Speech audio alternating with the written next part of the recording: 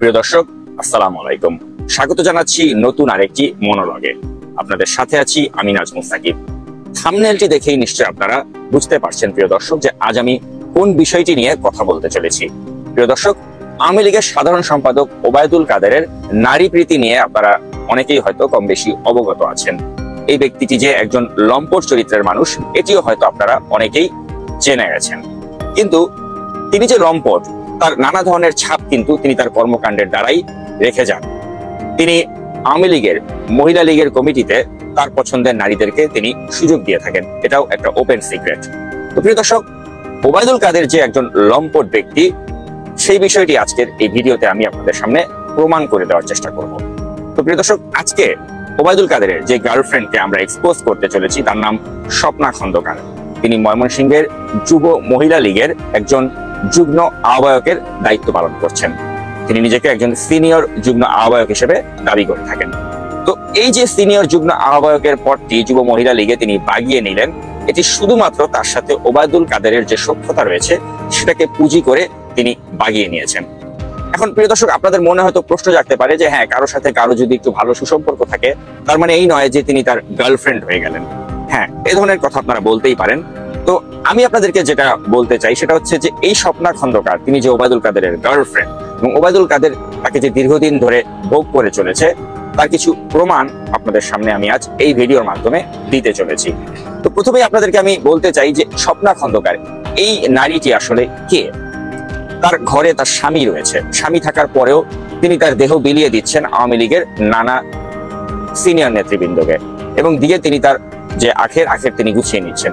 এবং তিনি যে আওয়ামী লীগের নেতাদের সামনে তিনি যে তার কাপড় খুলেন, বিশেষ করে ওবায়দুল কাদেরের সামনে তিনি যে তার কাপড় খুলেন, এটা আসলে আমার কথা নয় প্রিয় দর্শক, এটা স্বপ্না খন্দকারের নিজের মুখের কথা। অর্থাৎ এই নারী, এই অসভ্য বা বেহায়া প্রকৃতির নারীটি তিনি তার নিজের মুখেই স্বীকার করেছেন যে তিনি পদ পদবি পাওয়ার জন্য অবলীলায় তিনি কাপড় খুলে দিতে পারেন আওয়ামী লীগের নেতাদের সামনে।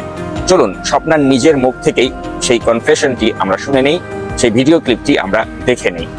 আমরা যখন 10টা ভাইয়ের সাথে কাজ করতে যাই তখন আমাদের শরীরে যখন গ্যাসা লাগে তখন আমরা মনে করি যে ভাই রাজনৈতিক ভাই গ্যাসটা দিয়েছে। আমরা তখন আমাদের স্বামীর কাছে এসে বলি না যে আমাদেরকে আজকে গ্যাসা লেগেছে শরীরে, রাজনীতি করতে নেমেছি, কাপড় খুলেই রাজনীতিতে নামতে হলে ডোন্ট মাইন্ড, ফ্রিলি বলতেছি কাপড় খুলেই নামতে হয়। তাহলে মুখ আবার খোলা কি? যখন আমরা ডাকা যাই, আমরা কোনো ভুল করি তখন আমাদেরকে বড় নেত্রী কুত্তা বাচ্চা সরে বাচ্চা মা বাবা তুলে গালি দেয়, তখন তো আমরা কষ্ট পাই না। রাজনীতি করতে নেমেছি, কাপড় খুলেই রাজনীতিতে নামতে হলে ডোন্ট মাইন্ড, ফ্রিলি বলতেছি কাপড় খুলেই নামতে হয়। তো প্রিয় দর্শক, এই ভিডিও ক্লিপটির মাধ্যমে নিশ্চয়ই আপনারা বুঝতে পারছেন যে এই স্বপ্না খন্দকার কোন প্রকৃতির একজন নারী।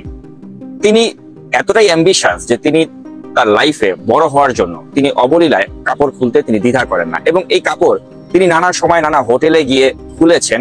সে ধরনের ছবিও কিন্তু অনলাইনে ভাইরাল হয়ে গিয়েছে। স্ক্রিনে আপনারা যে ছবিগুলো দেখতে পাচ্ছেন এগুলো হচ্ছে তেমনই কিছু ছবি এই বিতর্কিত নারী স্বপ্না খন্দকারের, যে তিনি বিভিন্ন সময় বিভিন্ন হোটেলে গিয়েছেন, বিভিন্ন আওয়ামী লীগের সিনিয়র নেতাদের সাথে রাত্রি যাপন করেছেন। সে ধরনের ছবি সামাজিক যোগাযোগ মাধ্যমে ভাইরাল হয়ে গিয়েছে। তো এখন প্রশ্ন হচ্ছে যে স্বপ্না খন্দকার তো তাহলে অনেক আওয়ামী লীগের নেতাকর্মীদের সাথে তিনি ঘুমিয়েছেন, তাহলে ওবায়দুল কাদেরের নামটি আমি বিশেষভাবে আনছি কেন? প্রিয় দর্শক, আমি ওবায়দুল কাদেরের নামটি এই কারণেই আনছি যে ওবায়দুল কাদের দীর্ঘদিন ধরে এই নারীকে ভোগ করে চলেছেন। আপনারা একে একে যে ছবিগুলো এখন এই মুহূর্তে স্ক্রিনে দেখতে পাচ্ছেন এগুলো জাস্ট সামান্য কিছু ছবি। আপনারা চিন্তা করে দেখুন যে একটা ময়মনসিংহের মতো একটি জায়গা থেকে একটি নারী তিনি যুব মহিলা লীগের সিনিয়র যুগ্ম আহ্বায়কের পদ ধারণ করেন, তার সাথে আওয়ামী লীগের একজন সাধারণ সম্পাদকের কেন এত ঘন ঘন দেখা হয়, কেন তাদের মাঝে এত বেশি দেখা সাক্ষাৎ হয়, কেন স্বপ্নার মতো একজন নারী তিনি আড়ংয়ের থেকে একটি গিফট কিনে ওবায়দুল কাদেরকে তিনি উপহার দেন? এগুলো থেকে কি আপনারা বুঝতে পারেন না যে এখানে আসলে কি ঘটে চলেছে বা কি ঘটছে? আর সবচেয়ে বড় কথা, স্বপ্না যে ওবায়দুল কাদের সাথে সম্পর্ককে পুঁজি করে তিনি যে প্রভাব বিস্তার করেন এর তো অসংখ্য প্রমাণ রয়েছে, যেগুলো নিয়ে ইতিমধ্যে সংবাদপত্রে নিউজও ছাপা হয়েছে। অর্থাৎ স্বপ্না তিনি তার প্রভাব কাজে লাগিয়ে তিনি এমনও হয়েছে যে একটি ক্রীড়া প্রতিযোগিতার তিনি অংশ নিয়ে তিনি দর্শক হিসেবে অংশ নিয়েছেন, যেখানে তার সামনের সারিতেই বসা ছিল পুলিশের আইজিপি আব্দুল আল মামুন এবং মামুন সাহেবের ঠিক পেছনের সারিতেই ভিআইপিদের জন্য সংরক্ষিত যে আসন সেখানে অবলীলায় স্বপ্না খন্দকার বসে যাওয়ার সাহস পান। কোথা থেকে তিনি এই সাহসটা পান?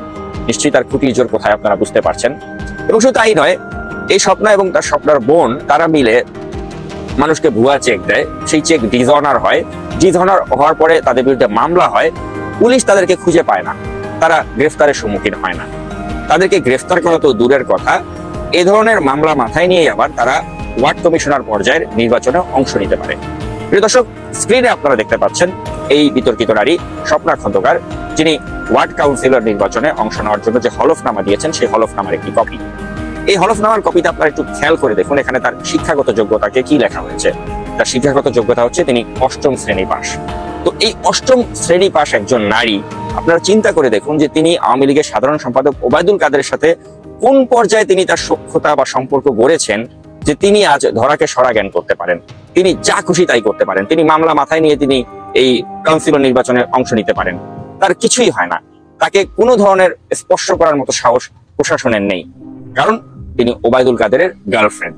তিনি নিজে মুখেই স্বীকার করতে পারেন যে তিনি অবলীলায় কাপড় খুলে দিতে পারেন এবং কাপড় খুলে দিয়েই তিনি নেত্রী বনে যেতে পারেন।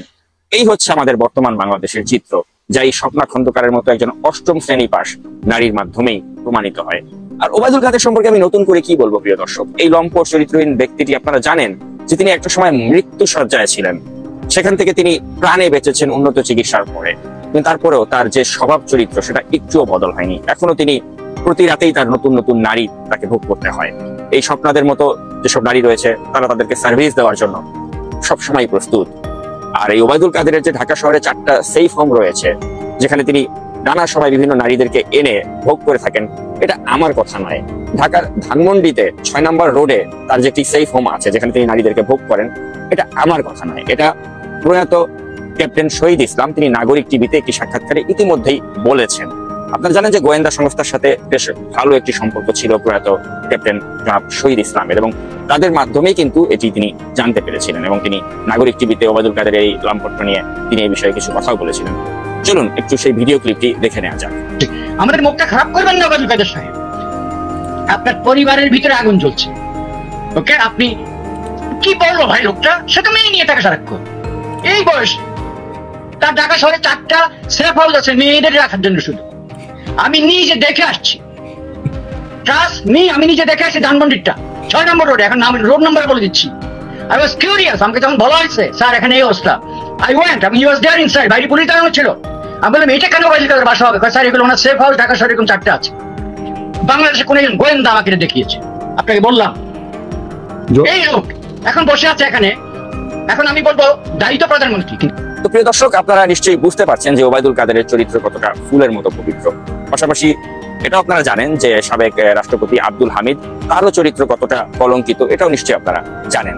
তো এখন এই ওবায়দুল কাদেরের কথাই বলুন বা আব্দুল হামিদের কথাই বলুন, তাদের পরিবারের সদস্যরা কি শেখ হাসিনার কাছে কখনো বলেনি যে এই যে তারা যে ধরনের লাম্পট্যপনা করে বেড়াচ্ছে এবং তারা যে তাদের স্ত্রীদের সাথে প্রতারণা করে বেড়াচ্ছে, শেখ হাসিনার ক্ষেত্রে ভূমিকা কি? তিনি কি তাদেরকে থামাতে পারতেন না? না, শেখ হাসিনা তাদেরকে থামান না। এই লম্পটদেরকে প্রশ্রয় দিয়ে শেখ হাসিনা আব্দুল হামিদের স্ত্রীকে, অর্থাৎ সাবেক রাষ্ট্রপতি আব্দুল হামিদের স্ত্রীকে উল্টো বলেছেন যে পুরুষ মানুষ তো একটু যেরকম করেই, এটা মেনে নেন। এই হচ্ছে মাদার অফ মাফিয়া শেখ হাসিনার কথা। অর্থাৎ তার প্রশ্রয়ে কিন্তু ওবায়দুল কাদের বা আব্দুল হামিদের মতো ব্যক্তিরা এভাবে আওয়ামী লীগে, যারা মহিলা লীগে যেসব নারী এসেছেন, তাদেরকে পদ পদবি দেওয়ার লোভ দেখিয়ে তাদেরকে কিন্তু তারা ভোগ করেন, এবং এটা একটা তাদের কালচার বা একটা প্র্যাকটিসে পরিণত হয়েছে। তো প্রিয় দর্শক, আমি আসলে কারো এই গোপন খবর এক্সপোজ করার মাধ্যমে ভাইরাল হওয়ার উদ্দেশ্যে কিন্তু আজকের ভিডিওটি বানাইনি। আমার এই ভিডিওটি বানানোর মূল উদ্দেশ্য হচ্ছে সমাজের প্রান্তিক লেভেল থেকে উঠে আসা 8ম পাস একজন নারী, তিনি রাজনীতি করতে এসেছেন, রাজনীতিতে তিনি উচ্চ পদে তিনি যেতে চাচ্ছেন, এবং সেটা যাওয়ার জন্য তিনি জনগণের সেবা করে, জনগণকে উপকৃত করে কিন্তু তিনি এটি করছেন না। জনগণের টাকা লুটপাট করছেন, জনগণের সাথে প্রতারণা করছেন, চেক ডিসঅনার করছেন, এবং সবকিছু করে তিনি পার পেয়ে যাচ্ছেন, কারণ তিনি আওয়ামী লীগের সাধারণ সম্পাদক ওবায়দুল কাদেরকে তিনি সঙ্গ দিচ্ছেন, তাকে তার দেহ দিচ্ছেন, এবং এই দেহ দেওয়ার বিনিময়ে তিনি পদ পদবি বাগিয়ে নিচ্ছেন, হুইচ ইজ এ ক্রাইম। এবং এ ধরনের ইমোরাল অ্যাক্ট আমাদের রাজনীতির জন্য কোনো ভালো প্রেসিডেন্ট বহন করে না। প্রিয় দর্শক, এখানেই হচ্ছে আমার আপত্তি, এবং এখানেই হচ্ছে আপনাদের দৃষ্টি আকর্ষণ করার উদ্দেশ্যেই আমি এই ভিডিওটি বানিয়েছি। তো এই ওবায়দুল কাদেরের মতো অসংখ্য লম্পট এই আওয়ামী লীগের রয়েছে। আওয়ামী লীগ মানেই হচ্ছে দুর্বৃত্ত, আওয়ামী লীগ মানেই হচ্ছে লম্পট, আওয়ামী লীগ মানেই হচ্ছে চরিত্রহীন, এবং আওয়ামী লীগ মানেই হচ্ছে বাটপার, দুর্নীতিবাজ। এবং এই দুর্নীতিবাজ এবং বাটপাররা মিলে এই দেশটাকে শেষ করে যাচ্ছে গত 15 বছর ধরে, এবং শেষ করে যাবে যতদিন পর্যন্ত আমাদের চৈতন্য ফিরে না আসবে। প্রিয় দর্শক, আমাদের চৈতন্য ফিরে আসুক, আমরা ওবায়দুল কাদেরের মতো এ ধরনের লম্পটদের বিরুদ্ধে রুখে দাঁড়াই। এ কামনা রেখে শেষ করছি আজকের ভিডিও। সাথে থাকার জন্য ধন্যবাদ। কেমন আছেন আপনারা? মুরব্বীরা কেমন আছেন? ভাইয়েরা কেমন আছেন? মা বোনেরা